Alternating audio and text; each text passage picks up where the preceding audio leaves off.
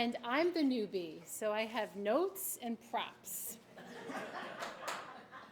So if there isn't an Italian American in this room, I would be surprised, but if you aren't, you might know someone who is.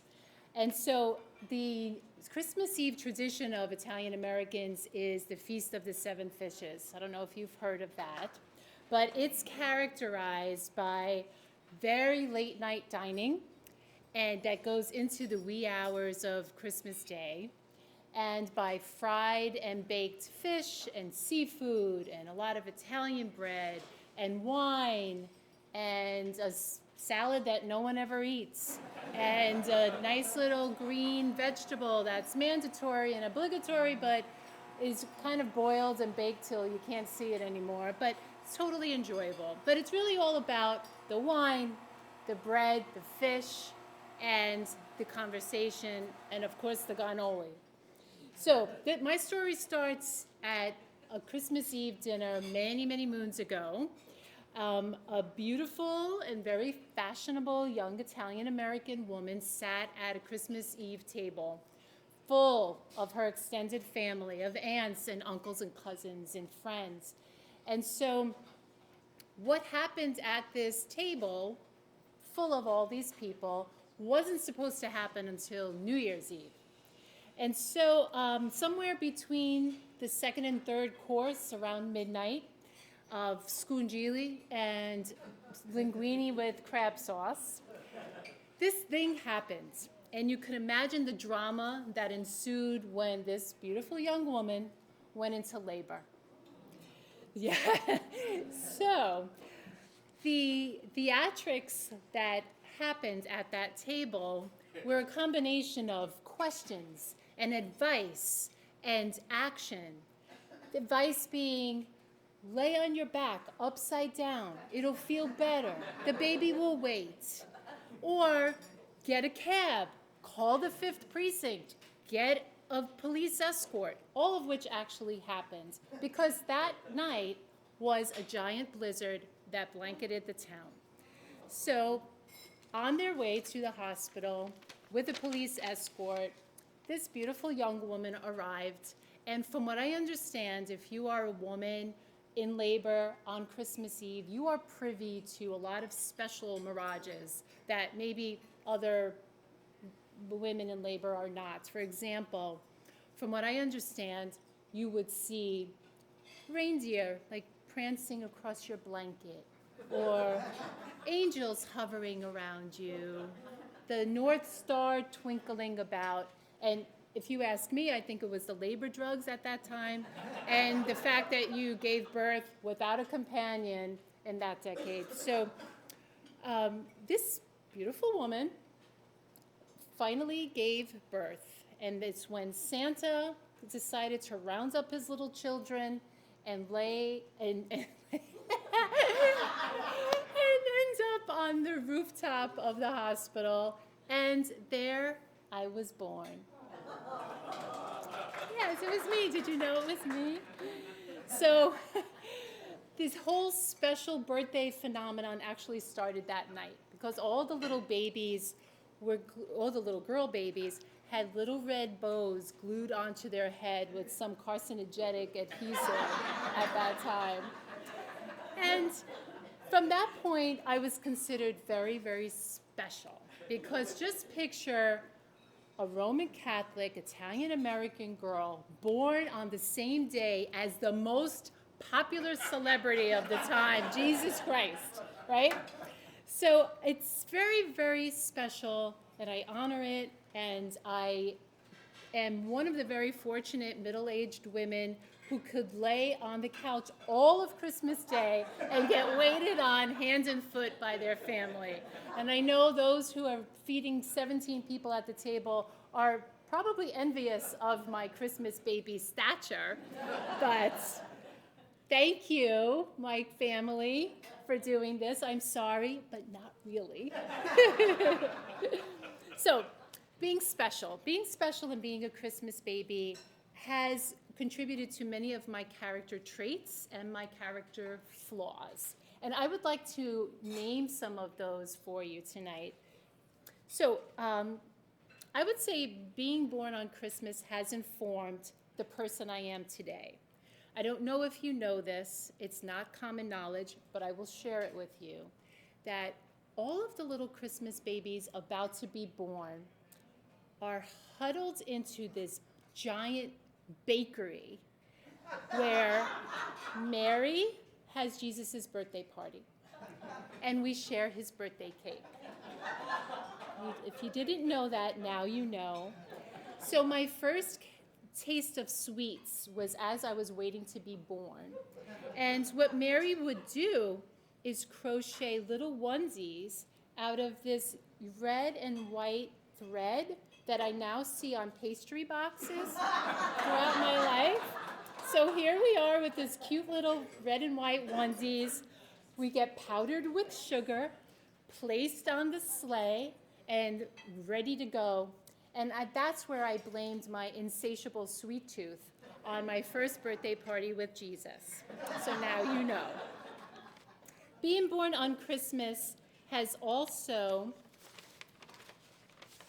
created lots of anxiety in my life. For example, everyone really thinks that iconic sleigh ride with the reindeer silhouetted against the moon and the sparkling stars of the night are just so romanticized and so mysterious.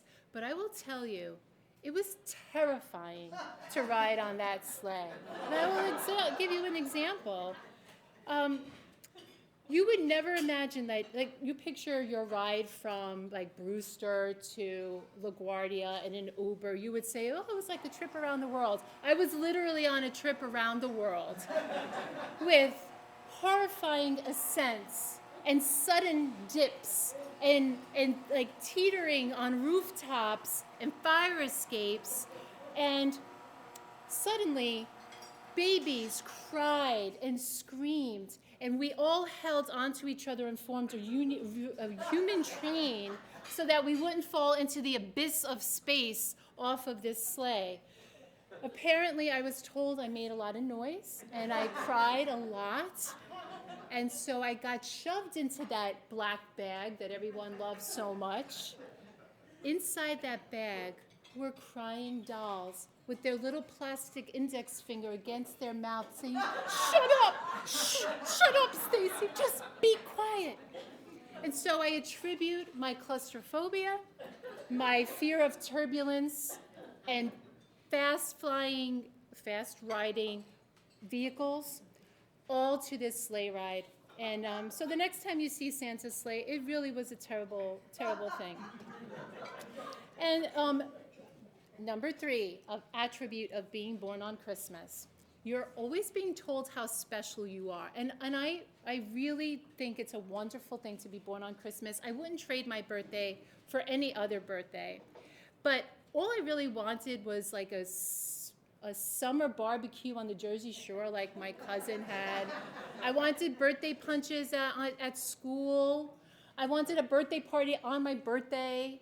And so you think, well, you know, you're born on Christmas, it's very special, but I really would have liked all those other things. But being a little Italian-American girl, all I ever wanted in my life was to have a cool ethnic name. I grew up in a very cultural area of Italians and Dominicans and Puerto Ricans and Asians. And so I asked my parents, like, why wouldn't you name me like Anne Marie, like my cousin, or Patricia, or Francesca? And like, there's a 1 in 365-day chance that you'd have a kid born on Christmas. Name me Noel, or Holly, or something.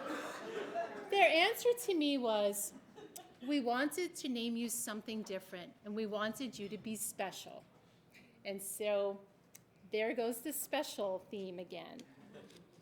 I also give tribute to those parents who have Halloween babies, and they don't even have to worry about a thing. Their child thinks they're born the world revolves around them. They get taken to strangers' house and given gifts. They get parties with costumes. So the next time you meet a Halloween baby, congratulate them. My fourth attribute of being a Christmas baby is I had my mother, rest in peace, was fiercely protective of my birthday. There were rules. And to avoid any uncomfortable situation with my mother during gift-giving time, you follow these rules. There were 3. 1, you give 2 gifts. There's no happy birthday, Merry Christmas, little Stacy, or big Stacy. There is a Christmas gift and a birthday gift. Wrapping paper. You do not wrap a Christmas baby's wrapping paper with Jingle Bell wrap. Okay. And the third was you send in the mail 2 cards with separate stamps, one Christmas, one birthday. Not the Merry Birthday crapola you think you're going to get away with. And the fifth special part of having a Christmas birthday is the birthday counter conversation. So if you have a special birthday and you're part of this holiday birthday phenomenon, like a Valentine birthday, a Halloween, a New Year's birthday, you would not maybe necessarily understand this part. You get to a counter, and no matter where it is, you can use it to your advantage. So you show your ID. You're at an enterprise, for example. You want to use it to your advantage. Hi, yes, I'm a Christmas baby. With your fingers crossed about getting an upgrade to a red Ferrari. But most of the time, it's like a conversation piece. So you have a line behind you. You're in the supermarket. You show ID for your beer. Oh, do you get gypped? Oh, no, not a chance. Or if you are applying for any kind of account. Oh, do you get double presents? Yes, I do. Yes, I do. Perhaps you are at a triage in the ER, and they whisper to you, oh, a Christmas baby. And sometimes I just like to mess around and say, really? Christmas? Is that really Christmas? And then finally, if you're meeting new people and you start talking birthdays and horoscopes, and somebody will say, oh, a Christmas and a Capricorn baby. You must be very special. And my answer is yes. Yes, it is very, very special. Thank you.